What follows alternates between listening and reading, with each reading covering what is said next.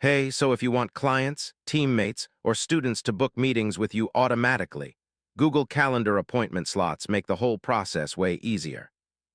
In this guide, I'll show you how to set up Google Calendar appointment slots step by step. All right, first, open Google Calendar in your browser and sign in to your Google account. Now click the Create button in the top left corner to start a new booking schedule. From the menu, choose Appointment Schedule or Appointment Slots depending on your version of Google Calendar. Give your appointment schedule a clear name like Consultation Call or Team Meeting Hours.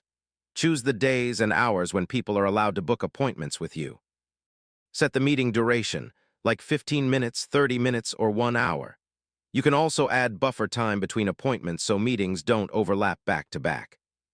Click Save and Google Calendar will automatically generate your booking page link. Copy and share the link with clients, coworkers, or anyone who needs to schedule time with you. Finally, open the booking page yourself and test an appointment to make sure everything works correctly. And yeah, that's it.